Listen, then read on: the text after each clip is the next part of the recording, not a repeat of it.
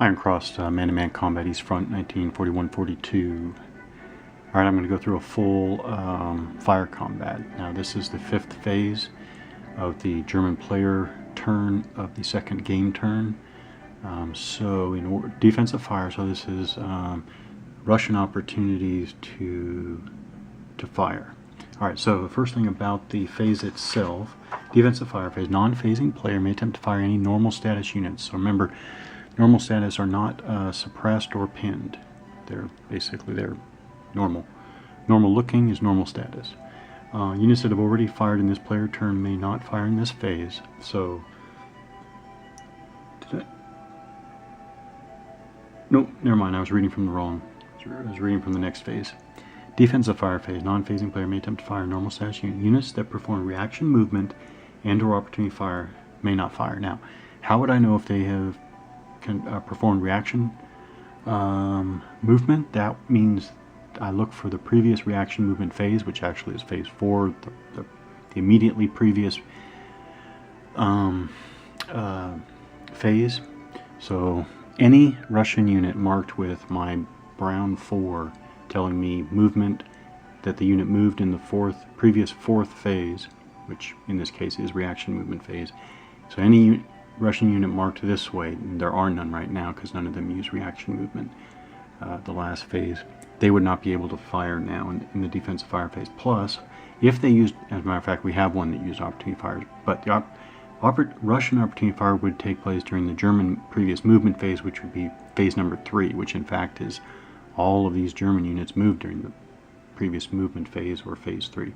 So I can look any Russian unit, like this one right there, marked, yeah, just barely on the screen there, marked with a red 3, means that they conducted opportunity fire previously in this turn, in the 3rd phase of this turn, of this player turn. So they are not eligible for defensive fire either. That's how I know. Okay, that is it for the overall for defensive fire phase. Now let's go to the actual steps. Announce the attack. I want these 2 Russian soldiers together. There are 2 riflemen right here. They're in this building. I want these 2, they're stacked with the AT gun, but the AT gun is not involved here. I want the 2 riflemen to try to fire at the German, here I'll move this stuff out of the way, the German machine gun right here, which is in a clear hex with 1 tree. Clear hex with 1 tree. Okay, that's the announce the attack. By the way, they're going to fire together. I can do that because they're infantry stacked together of the same squad. So they're designated C squad together. They're part of the same squad. They can combine fire. So that's the announcing the attack. Determine loss. Line of sight is fine. It is perfectly open. Then we go to attempt observation. They rolled a 7. They rolled a 7 for observation. Now,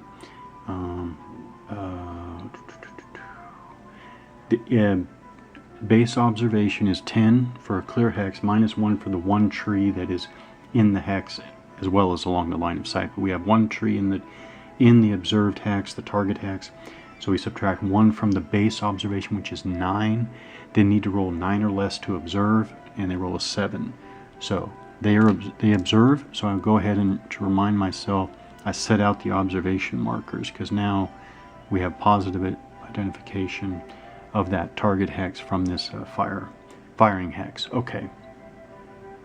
By the way, I like that in this game it looks like you do not have this unbelievable, just because these 2 soldiers have positively identified the medium machine gun, it doesn't mean everybody on the Russian side. I think that this is per hex, so I don't think anybody else. And this is important because if I really need to destroy the unit in that target hex, I need to continue using units in the hex from which the observation was made.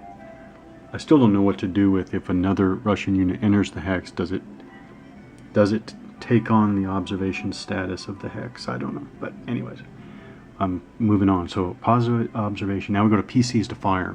2 soldiers. The first soldier at the top there has a performance rating of 9. He rolls a 6, equal to or less. He is firing. The next soldier has a significantly lower PC rating at 6, but he rolls a 4, so he is good. So they're both firing. Now we go to total and modify the firepower, and we have modification of, and I did something wrong. Yeah, I'm sorry.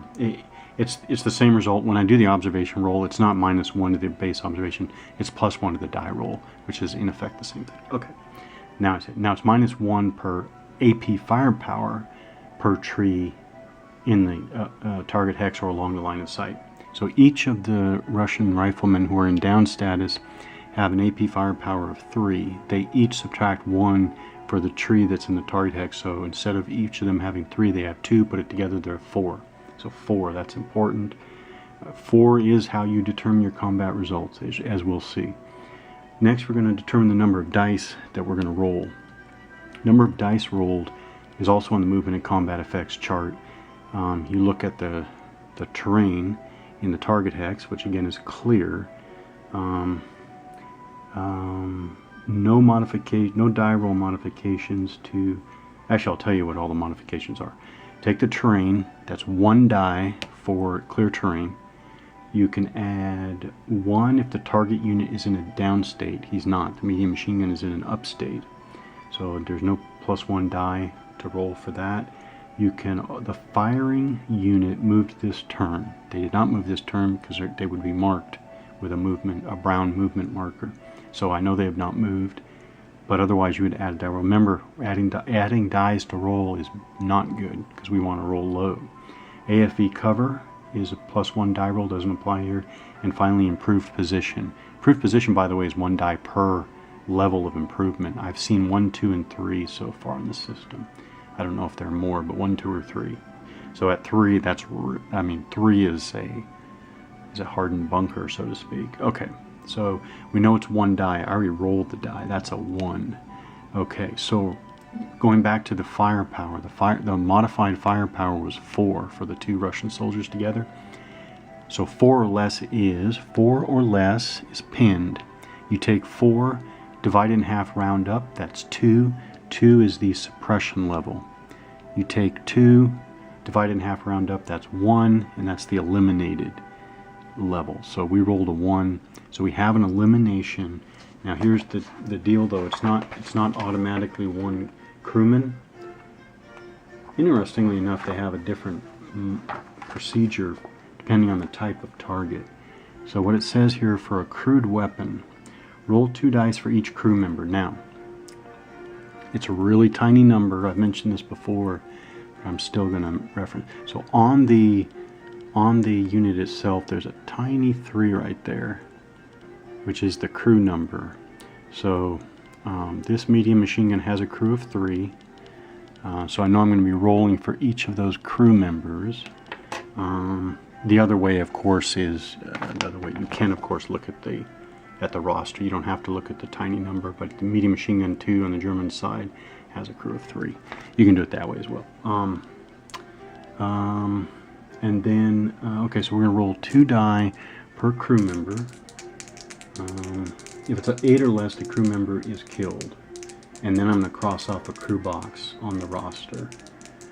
If any survive, they will be suppressed. Well, it's actually pretty bad. So we'll go in order 1, 2, 3.